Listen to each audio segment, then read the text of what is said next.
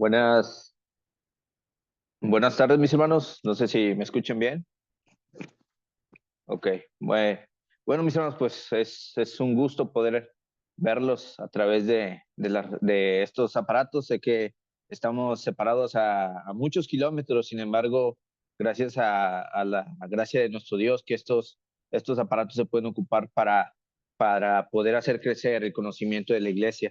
Muchas gracias a mi hermano Daniel Rayo por la invitación. Vamos a estar meditando en esta tarde. Vamos a abrir nuestras Biblias, por favor, en el Evangelio según Mateo, en el capítulo 16, versículos 13 en adelante. El Evangelio según Mateo, capítulo 16, versículos 13 en adelante, es donde va a estar nuestro texto. Dice de la siguiente manera: Volviendo Jesús a la región de Cesarea de Filipo, preguntó a sus discípulos diciendo: ¿Quién dicen los hombres que es el Hijo del Hombre? Ellos dijeron: unos Juan el Bautista, otros Elías y otros Jeremías o alguno de los profetas. Él les dijo: ¿Y vosotros, quién decís que soy yo? Versículo 16. Respondiendo Simón Pedro, dijo: Tú eres el Cristo, el Hijo del Dios viviente. Cuando nosotros hablamos acerca, mis hermanos, respecto a Jesucristo, ahorita en la actualidad, el ser humano tiene el concepto del Señor Jesús de una manera, podríamos decir, a medias o incluso equivocada, porque tristemente el ser humano se deja llevar por aquello que ve. El ser humano se deja llevar por aquella persona que va entrando, si es alta, si es pequeña, si es flaca, si es gordita, si su pelo es de tal manera, de esto y el otro. Y el hombre se deja llevar por la vista. Y eso lo podemos entender porque hay personas que tienen un concepto acerca de nuestro Señor Jesucristo a través de series de televisión, a través de películas o a través de imágenes que ven en las calles o que están colgadas en las paredes. Pero cuando la persona que lee la escritura, que escudriña, que medita en ella, se da cuenta de cuál es el concepto correcto de Jesús. Y esa es una pregunta que el Señor Jesús les pregunta a sus discípulos. ¿Quién dicen los hombres que es el Hijo del Hombre?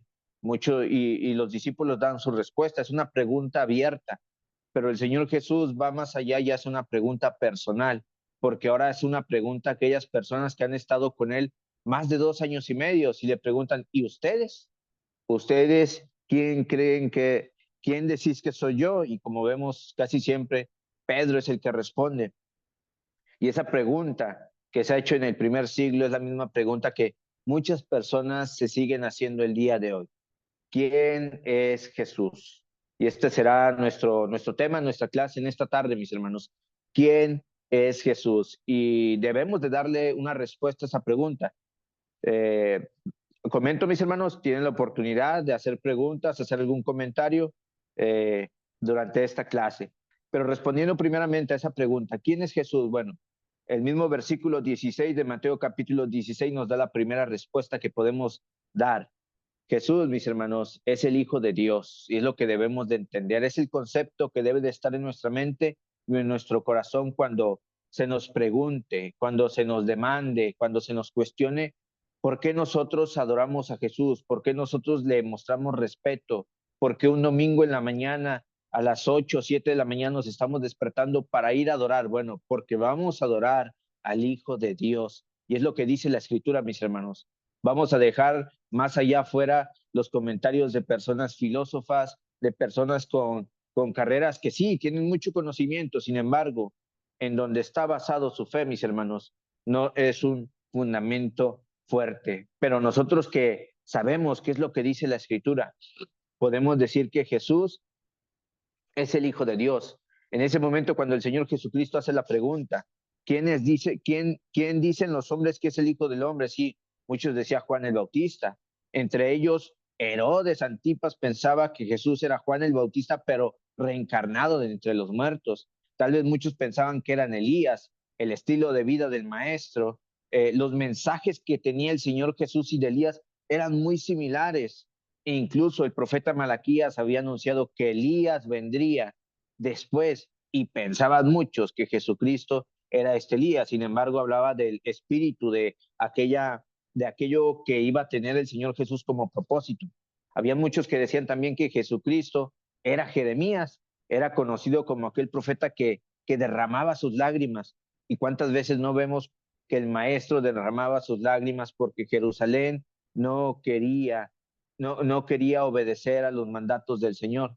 Y otra respuesta que dan los discípulos dice, unos piensan que eres un profeta, sí, porque la vida del maestro, sus enseñanzas, su propósito, era lo mismo que estaban haciendo los profetas en el Antiguo Testamento y los profetas que iban a hacer después en el Nuevo Testamento. Pero para la persona correcta, mis hermanos, aquel que ha estado frente a Jesucristo, para la persona que ha visto los milagros, y estamos hablando de aquellas 12 personas que estaban a su alrededor, para la persona que sintió el amor de Dios, del Padre, a través de Cristo, para Pedro, mis hermanos, Jesús es el Hijo de Dios. Y nosotros tal vez no las veamos, no veamos sus proezas, sus milagros, todas las cosas que llegó a hacer el Maestro a través de los ojos, pero sí lo podemos ver a través de las Escrituras. Y eso es lo que nos debe de mostrar, no solamente las maravillas, no solamente las señales, no solamente su trato hacia los demás, sino que incluso el amor del Padre a través de Jesucristo nos puede demostrar que Jesucristo es el Hijo de Dios, porque así lo dijo el Padre. Una cosa muy diferente es que nosotros como sus seguidores digamos, y otra cosa muy diferente es que el mismo Padre, mis hermanos, confirme que Jesucristo es su Hijo. Cuando vemos Mateo capítulo 3, versículos 15 al 17, a partir del versículo 16, pues una cita que muchos conocemos, el bautismo del Señor Jesucristo. Dice el versículo 17, después de que, el versículo 16 dice, y Jesús, después que fue bautizado, subió luego del agua, y aquí los cielos le fueron abiertos, y vio, dice, al Espíritu de Dios que descendía como paloma y venía sobre él. Pero fíjese el versículo 17, y hubo una voz de los cielos que decía, este es mi Hijo amado, en quien tengo complacencia. Sí, el mismo Padre confirma que Jesucristo no era un profeta, no era un enviado solamente, no. Jesucristo es su propio Hijo. Pero fíjense, hay dos características en este versículo respecto al Señor Jesucristo. Primero, el Padre le ama, sí. ¿Qué padre, mis hermanos? Ustedes que ya tienen familia, ¿acaso ustedes no aman a sus hijos? Sí, que le sacan canas, que gritan, que andan para allá, que andan para acá, pero eso no les quita el amor que le tienen. Ustedes aman a sus hijos.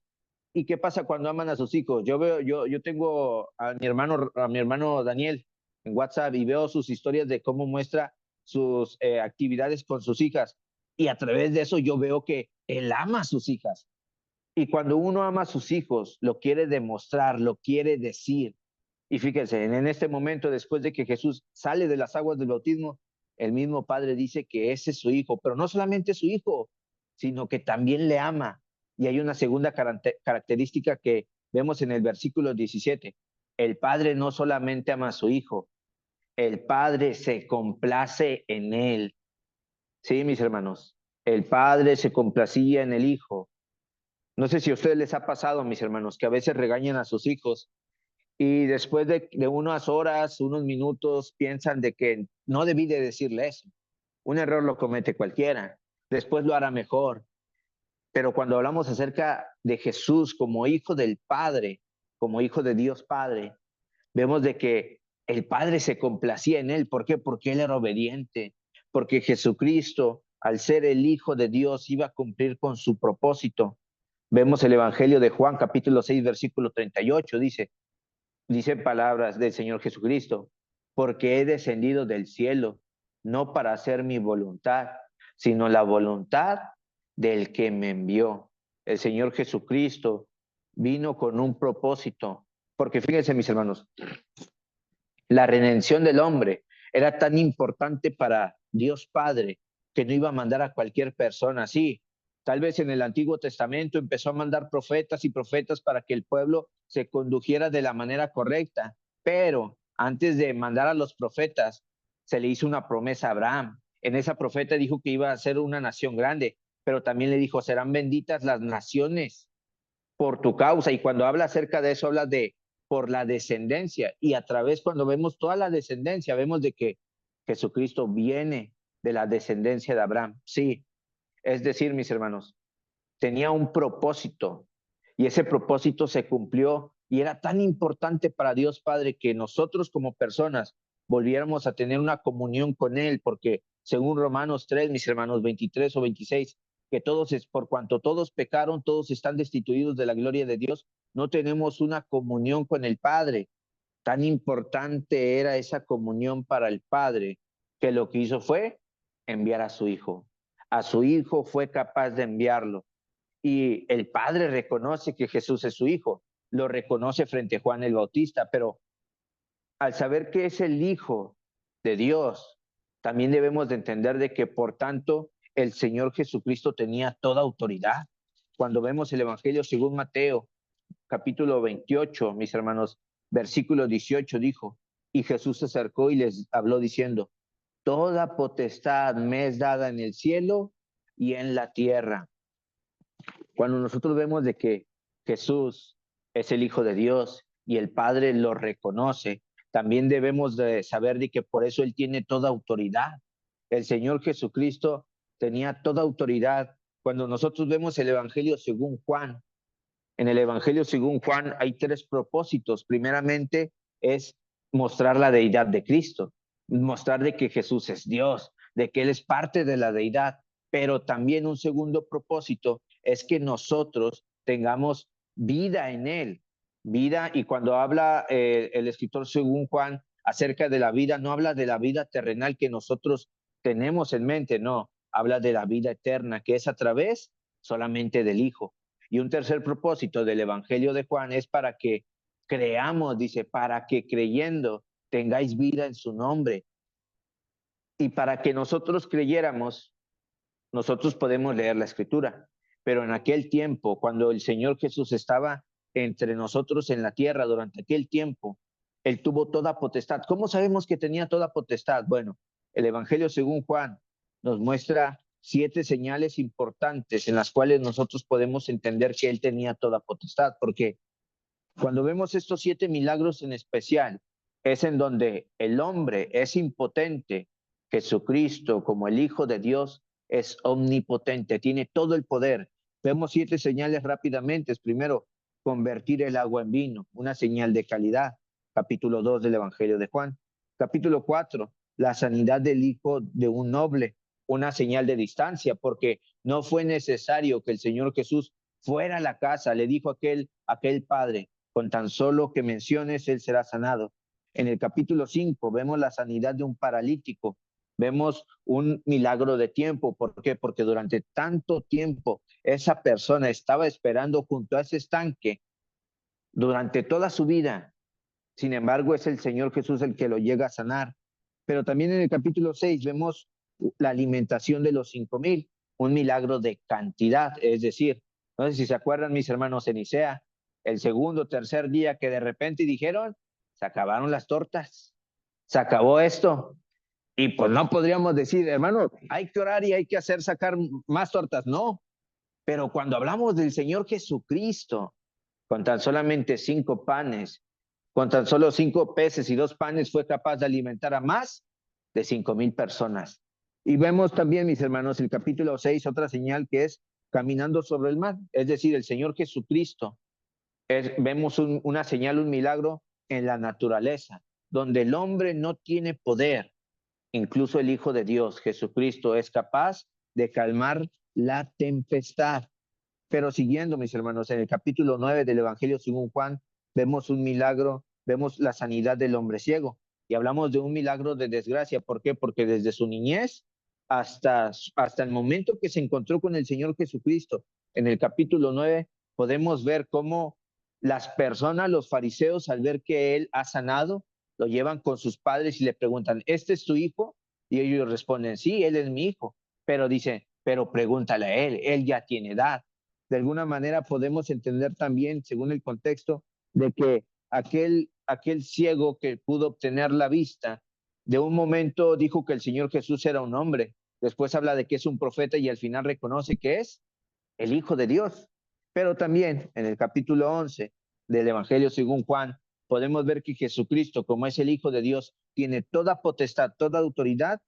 Él incluso puede vencer algo que tú y yo nunca vamos a poder vencer si no hubiera sido por su sangre.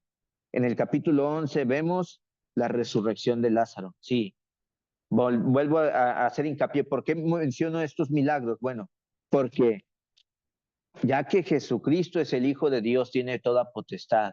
Y como tiene toda potestad, Él tiene todo poder. Donde el hombre es impotente, Dios es todo omnipotente. Y Jesucristo, mis hermanos, es omnipotente en estas 7 señales. Es por tanto que eso nos hace ver que no solamente el Padre reconoce que Jesucristo es su Hijo, sino que los milagros, las señales demuestran que Jesucristo, mis hermanos, era el Logos, la representación del Padre terrenalmente.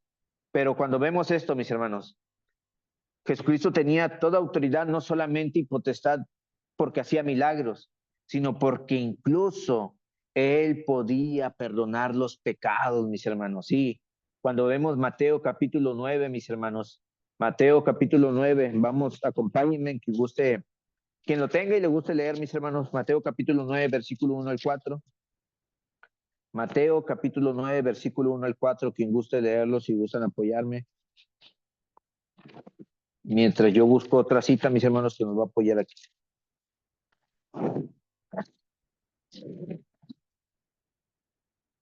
Mateo 9, 1 al 4.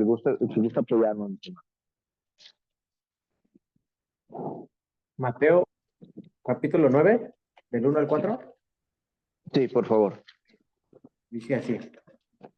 Mateo capítulo 9, del 1 al 4, dice: Entonces, entrando Jesús en la barca, pasó al otro lado y vino a su ciudad. Y sucedió que le trajeron un paralítico, tendido sobre una cama. Y al ver Jesús la fe de ellos, dijo al paralítico: Ten ánimo, hijo, tus pecados te son perdonados. Entonces, algunos de los escribas decían dentro de sí: Este blasfema. Y conociendo Jesús los pensamientos de ellos, dijo: ¿Por qué pensáis mal en vuestros corazones? Gracias, mi hermano. Cuando nosotros vemos esa cita, mis hermanos, podemos entender cómo las personas que estaban a su alrededor vieron la capacidad de Jesucristo como el Hijo de Dios. Pero cuando vemos también el Evangelio según Marcos, que es un texto paralelo a eso, podemos leer en el versículo 6 en adelante, dice: estaban allí sentados algunos de los escribas, los cuales cavilaban en sus corazones y preguntaban: ¿por qué habla este así? Blasfemias dice. ¿Quién puede perdonar pecados sino solo Dios?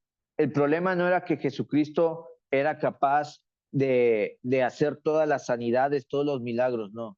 El problema para los fariseos era de que al momento de perdonar los pecados, Jesús, tal vez no en palabras, pero sí en hechos, quería demostrar que Él era Dios, porque dice, les preguntaban los fariseos: ¿quién puede perdonar pecados sino solo Dios? Y cuando vemos, según el relato de Marcos capítulo 2, pero ahora los versículos 10 y 12, dice: pues para que sepáis que el Hijo del Hombre, refiriéndose a sí mismo, tiene potestad en la tierra para perdonar pecados, le dijo al paralítico: a ti te digo, levántate, toma tu lecho y vete a tu casa. Es decir, no solamente tengo la potestad para perdonar pecados, y de alguna manera les queda la duda, dice: tengo potestad para sanar, porque no solamente es el Hijo de Dios, dice: soy Dios, es parte de la deidad. Y cuando vemos esto respecto a que Jesucristo es el Hijo de Dios y el Padre lo dice y vemos que tiene toda potestad, también podemos ir a Juan capítulo 14, versículos 8 y 9. Dice: Felipe le dijo: Señor, muéstranos al Padre y nos basta. Jesús le dijo: tanto tiempo hace que estoy con vosotros y no me has conocido, Felipe. Y la respuesta de Jesús sigue y le dice: el que me ha visto a mí, ha visto al Padre. ¿Cómo pues dices tú, muéstranos al Padre? Porque, mis hermanos, cuando hablamos acerca de que Jesucristo es el Hijo de Dios, hablamos de que Jesús es la esencia de Dios, Padre. Es decir, Jesús es el Logos. Cuando nosotros hablamos acerca de Logos, mis hermanos, ¿qué logo se les viene a la mente referente a una marca? Referente a una marca. ¿Qué logo se les viene a la mente? Un logo es una imagen. ¿Qué imagen se les viene a la mente? ¿O qué imagen me podrían decir ustedes sin decir el nombre de la marca?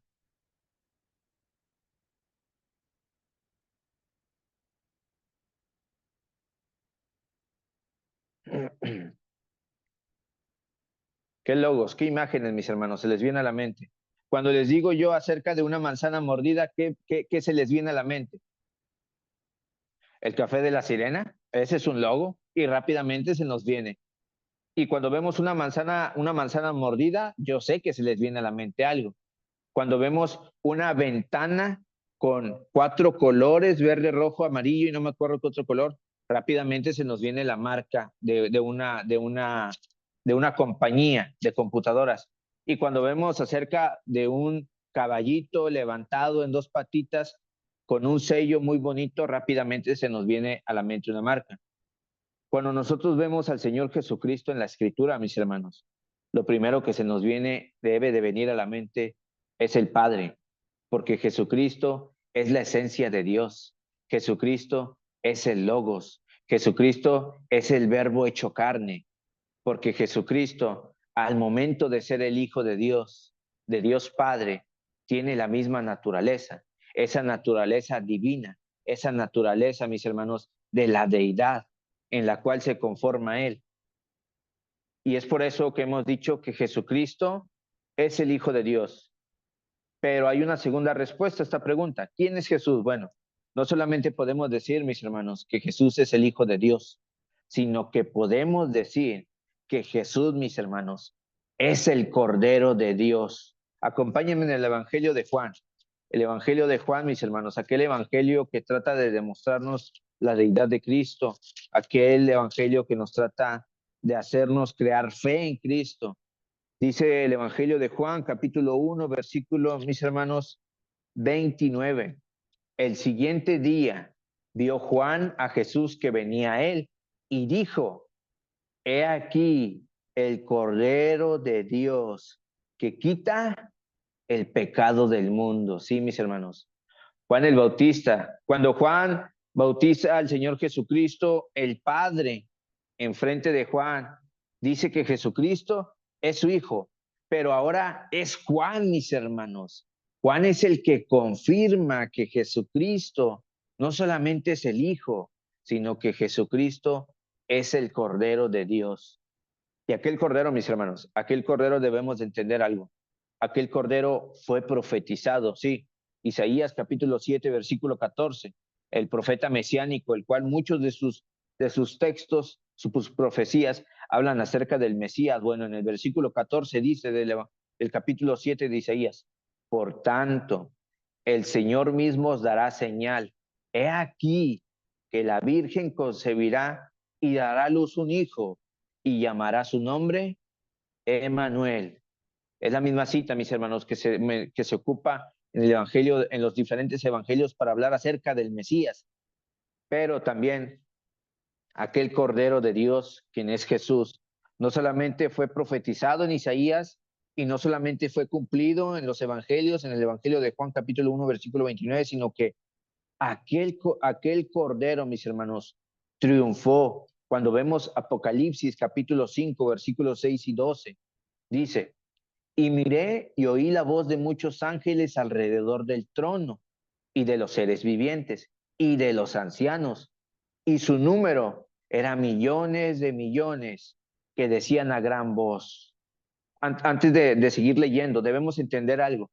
El contexto del capítulo 5 de Apocalipsis nos están mostrando a que Juan, mis hermanos, está frente a aquel ser que tiene un rollo y según mencionan de que no hay quien pueda abrir esos sellos, no hay nadie que pueda abrirlos. Y Juan se pone a llorar porque Juan quiere saber cuál es el contenido de ese rollo.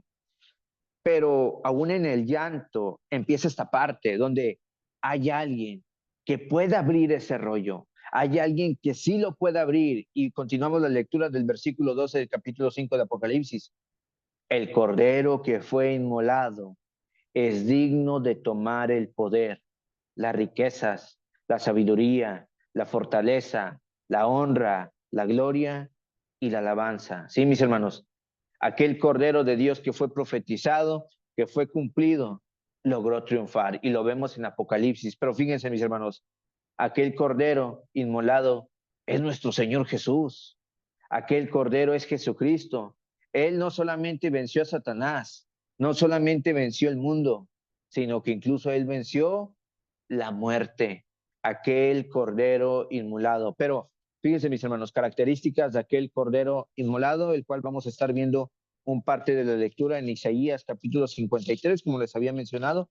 El libro del profeta Isaías es un capítulo, es un libro mesiánico que nos menciona muchas veces profecía respecto al Mesías. Bueno, aquel cordero inmolado, podemos decir, mis hermanos, que aquel cordero inmolado es nuestro Señor Jesús, pero también aquel cordero inmolado fue despreciado, mis hermanos. Cuando vemos Isaías capítulo 53, versículo 3 dice, despreciado y desechado entre los hombres, varón de dolores, experimentado en quebrantos, y como que escondimos de él el rostro, fue menospreciado y no lo estimamos. Pónganse a pensar un momento, mis hermanos. Vamos a poner un poco a pensar nuestra mente. ¿Qué pasaría si nosotros tuviéramos la oportunidad de estar frente al Maestro, frente al Señor Jesucristo? ¿Qué haríamos, mis hermanos? ¿Qué haríamos en ese momento? ¿Seríamos como Marta? ¿Nos ocuparíamos en los quehaceres, en hacer otra cosa? ¿O seríamos como María? ¿Estaríamos ahí sentados esperando que el Señor diga alguna palabra y eso rápidamente apuntarlo? ¿Qué haríamos nosotros? Pero cuando vemos Isaías 53:3 dice que fue despreciado, que fue desechado entre los hombres, o sea, que él incluso entre la multitud del pueblo judío fue echado afuera. No le abrieron la puerta, no le abrieron el corazón, no aceptaron sus enseñanzas. Dice que fue experimentado en quebrantos y fíjense, y como que escondimos de él el rostro. Sí, el Señor Jesús estaba ahí, pero muchos le ignoraban. ¿Qué dijo Pedro? No, yo no soy de los que estaban con él. No, yo no lo conozco. Y empezó a maldecir y empezó su comportamiento a ser uno diferente de ser un seguidor de Cristo. Y vemos de que aquel cordero inmolado fue desechado, fue despreciado. Y lo más horrible, mis hermanos, no sé si alguno de ustedes, mis hermanos, espero que no, alguno de ustedes lo haya despreciado su propia familia, o que de repente no le haya llegado la invitación del cumpleaños, de que no lo inventaron a la carnita asada o a la cena. Fíjense, cuando nosotros vemos el Evangelio según Juan capítulo 1, versículo 11, dice que a lo suyo vino. ¿A qué venía el Señor Jesús? Bueno, Juan 1:29, el Cordero de Dios que quita el pecado del mundo. Él tenía un propósito, vino a cumplirlo. Juan 1:11, a lo suyo vino, pero dice, y los suyos. ¿Quiénes eran esos suyos? Los judíos. Pero fíjense, mis hermanos, esa parte de la escritura dice que no le conocían. No decía, a los suyos vino y los suyos no le conocieron, no. ¿Por qué?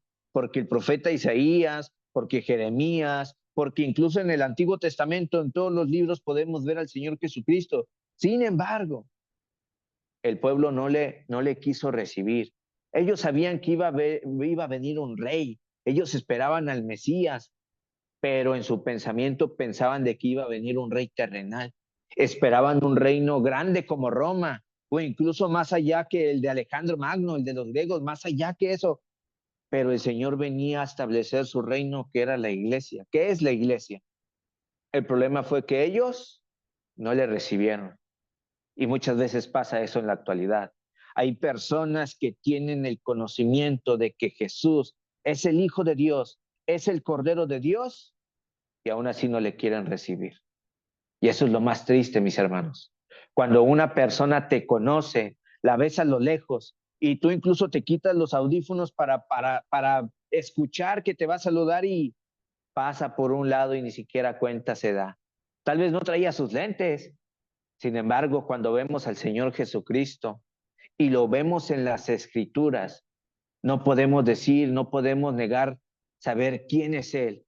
Él fue aquel cordero despreciado, pero también, mis hermanos, aquel cordero sufrió, aquel cordero llevó nuestros dolores. Isaías, mis hermanos, capítulo 53, la cita que estamos leyendo, en el versículo 4 dice, ciertamente llevó en nuestras enfermedades y sufrió nuestros dolores, y nosotros, dice, le tuvimos por azotado y por herido de Dios y, dice, y abatido. Cuando vemos la primera carta de Pedro en el capítulo 2, versículo 24, habla nuevamente del Señor Jesucristo, de aquel Cordero, dice, quien llevó él mismo nuestros pecados en su cuerpo sobre el madero, dice, para que nosotros, estando muertos a los pecados, vivamos a la justicia, y por cuya herida fuisteis sanados. Sí, mis hermanos,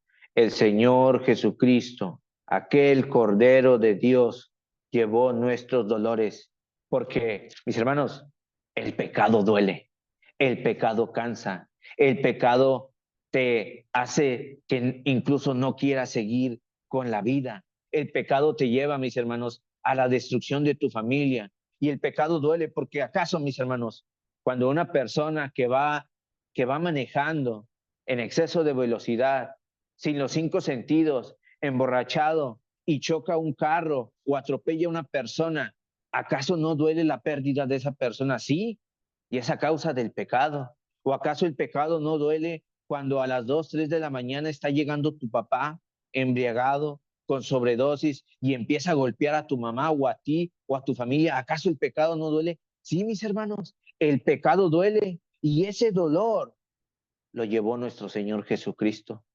Ese dolor lo llevó el Cordero de Dios.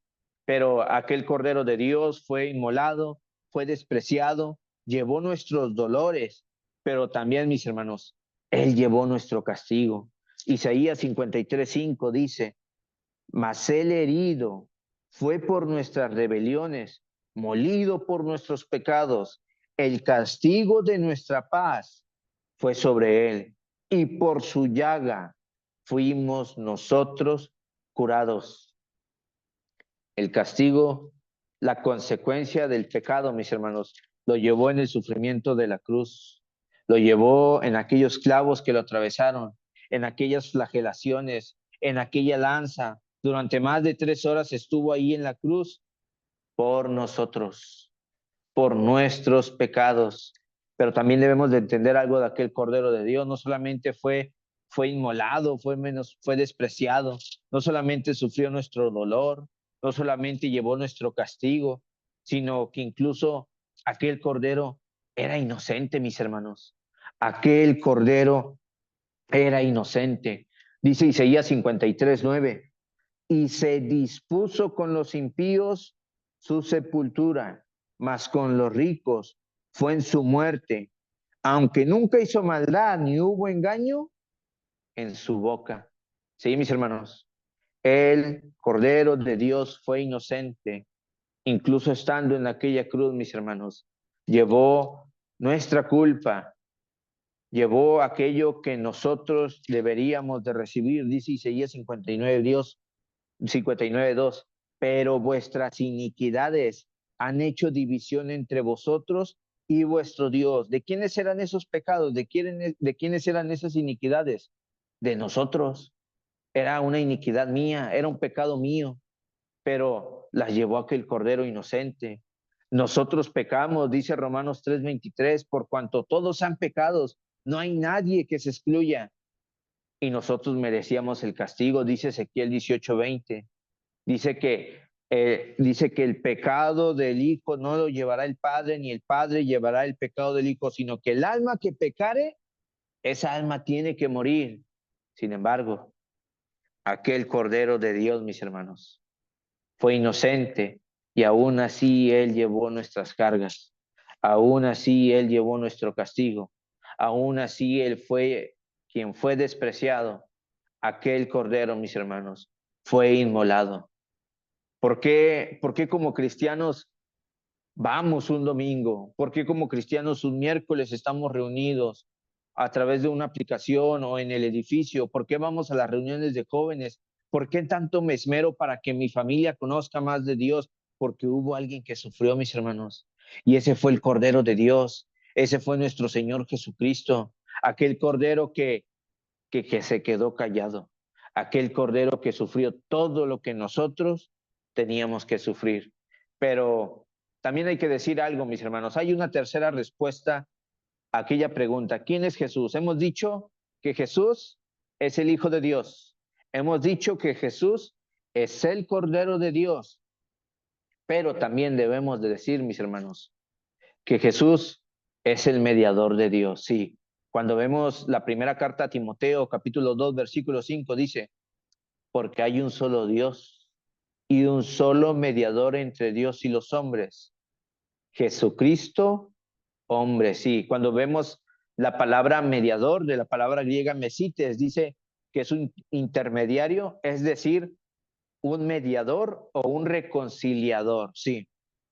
No sé si te acuerdas, mi hermano, mi hermana, cuando tenías que irle a pedir permiso a tu mamá y tenías que llevar a tu amigo, y tu amigo le decía, ahí van a estar mis papás, ahí voy a estar yo no me porto mal, señora, deje que el hermano Daniel salga a jugar un rato, deje que el hermano David salga a jugar un rato, ahí voy a estar yo. O cuando le decías a tu papá que le pidiera permiso a tu mamá, y tu mamá te decía, pregúntale a tu papá. De algún modo, mis hermanos, había alguien que estaba intercediendo. O también, cuando enviabas a tu hermanito el pequeño a pedir permiso. Sí, aquella cosita bonita, muy bonita, que ¿quién le va a decir que no a ese niño? Bueno, ese es el caso que vemos de nuestro Señor Jesucristo.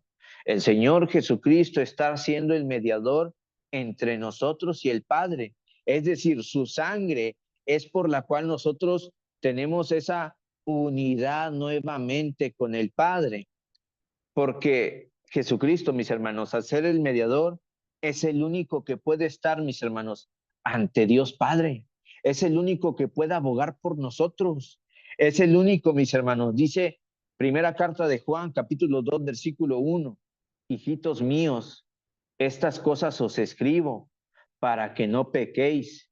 Y si alguno hubiere pecado, abogado tenemos para con el Padre, a Jesucristo el justo, mis hermanos. Fíjense, hay un abogado entre nosotros mientras el Señor no venga, porque cuando el Señor venga, mis hermanos, ya no será como abogado, va a ser como juez. Pero durante este tiempo, mientras haya vida, hay una esperanza, porque mis hermanos, no es el Papa, no es el papucho, no son los falsos apóstoles, tampoco son los falsos profetas, ni los falsos pastores, no. El único que puede estar ante la presencia de Dios Padre es su propio Hijo, mis hermanos. Él es el único que puede estar ante la presencia de Él y abogar por nosotros. ¿Por qué? Porque es el único justo, dice la primera carta de Pedro, capítulo 3, versículo 8. Porque también Cristo padeció una vez porque también Cristo padeció una sola vez por los pecados, o sea, cuando fue crucificado, dice, el justo por los injustos, para llevarnos a Dios, siendo a la verdad muerto en la carne, pero vivificado en espíritu. Fíjense cómo dice que el justo por los injustos, Jesucristo, mis hermanos, es el mediador entre nosotros y el Padre, porque es el único justo que puede estar ante la presencia de Él. No hay nadie más, mis hermanos. No es a través de una oración, no es a través de alguna plegaria, a través de rezos, no, y lo digo con mucho respeto, sino que es solamente a través de Jesucristo. Es el único justo entre nosotros, el único justo que puede estar enfrente de nosotros, pidiendo, abogando para que nuestros pecados, aquellas faltas que cometemos a veces esos enojos que nos vamos a dormir con ellos, a veces esos pensamientos, a veces que pensamos mal de un hermano, o a veces aquellas acciones que nos hacen frustrarnos y de alguna manera no nos comportamos como cristianos. Bueno, incluso en eso es ahí donde Jesucristo es el único que puede hacer lo necesario para que nosotros podamos tener una vida limpia. Cuando vemos el libro de Levítico, mis hermanos, capítulo 22, versículo 19, habla acerca de las ofrendas que deben de ser dadas, pero también son instrucciones de cómo deben de ser dadas esas ofrendas. Pero en lo que yo quiero que veamos primeramente es el versículo 19 de Levítico capítulo 22. Dice, para que sea aceptado, ofreceréis machos sin defecto de entre el ganado vacuno. Es decir, en el Antiguo Testamento, para poder entregar una ofrenda y que sea aceptada, el versículo 19 dice, para que sea aceptado. En eso inferimos de que puede ser aceptada la ofrenda o no puede ser aceptada. Para que sea aceptada, dice, se va a ofrecer un macho sin defecto de entre el ganado vacuno, de entre los corderos o de entre las cabras, pero debe de ser sin defecto. También dice, ninguna cosa en que haya defecto, porque no será acepto para vosotros. Asimismo, cuando alguno ofreciere sacrificio en ofrenda de paz a Jehová para cumplir un voto o como ofrenda voluntaria, sea de vacas o de ovejas, para que sea aceptado, será sin defecto. Es decir, mis hermanos, Jesucristo es el único justo, el único perfecto, el único capaz que pudo haberse entregado por nosotros. Y no hay nadie más. Porque Él estaba, mis hermanos, Él era santo. Cuando vemos, y Él es santo, Hebreos capítulo 7, versículo 26 dice, porque tal sumo sacerdote nos convenía. ¿Qué sumo sacerdote está hablando? De nuestro Señor Jesucristo.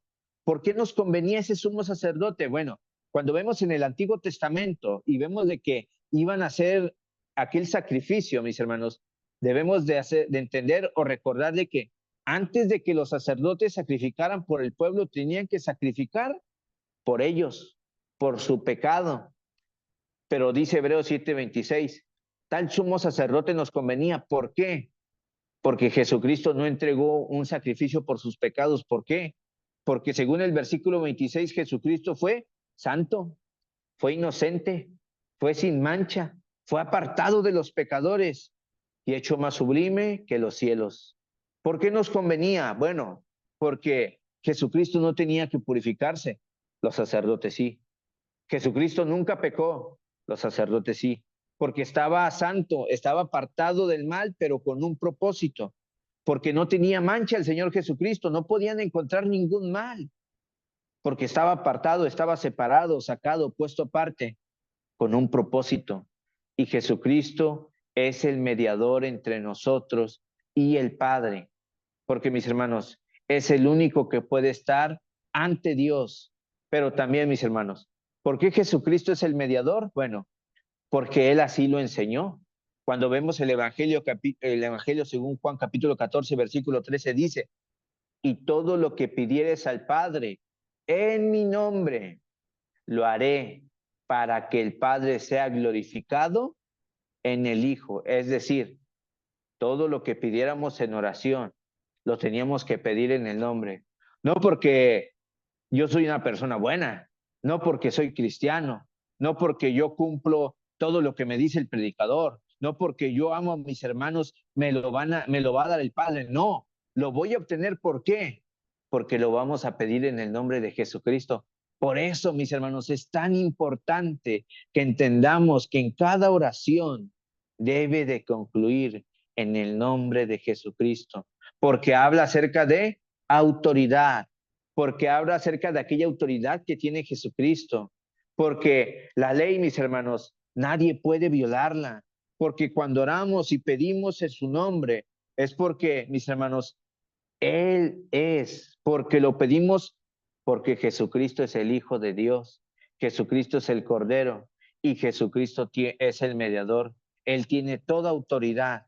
Y vemos Juan capítulo 15, versículo 16, dice, para que todo lo que pidieres al Padre en mi nombre, Él os lo dé. Obviamente hay más ciertos requisitos que podemos verlo en otra clase muy aparte, pero hemos dicho en esta tarde, mis hermanos, ya para ir concluyendo, respondiendo a aquella pregunta, ¿quién es Jesús? Y a la luz de la Biblia hemos dicho primero que Jesús es el Hijo de Dios, que Jesús es el Cordero de Dios, pero también que Jesús es el mediador. Pero mis hermanos, hay algo triste de esto. Lo triste de que sepamos de quién es Jesús es el concepto que vamos a tener ahora en adelante. ¿Por qué?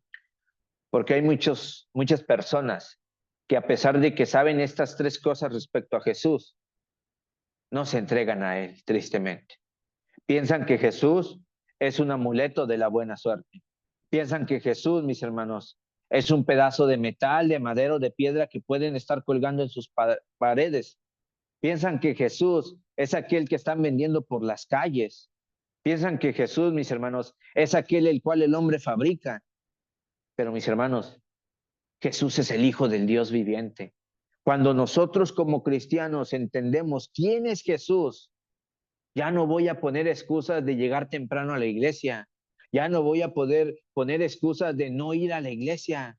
Ya no voy a poner excusas de no poderme conectar a la llamada. Ahora sí, diríamos, ahora el evangelio está hasta las puertas de su casa y sin embargo, mis hermanos, y con todo respeto lo digo, porque yo no sé cuántos se conecten ahorita, o puedan o no, pero hay muchos que incluso cuando lo pueden hacer desde su casa, desde su trabajo, diría yo aquí a los hermanos en línea que toman clase, desde la comodidad de su casa, no lo hacen.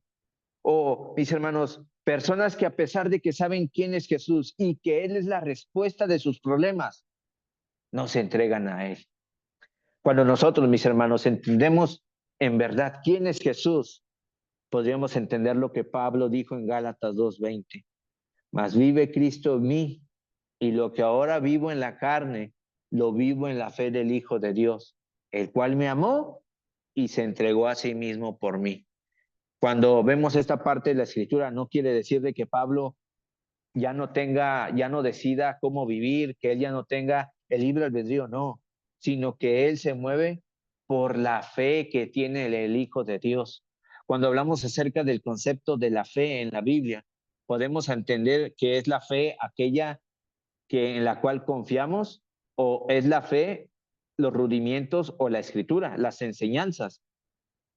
Cualquiera de las dos que sea, podemos entender que Pablo vivía por fe. ¿Pero por qué? Porque él entendía quién es Jesús.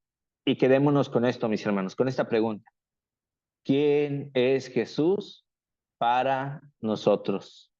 Que el Señor los bendiga, mis hermanos, y les mando un fuerte abrazo hasta aquella ciudad tan hermosa.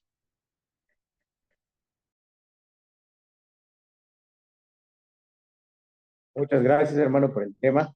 Sabemos que Dios es el todo, sabemos que Dios es el Hijo de Dios, es el mediador, es el que está intercediendo por nosotros en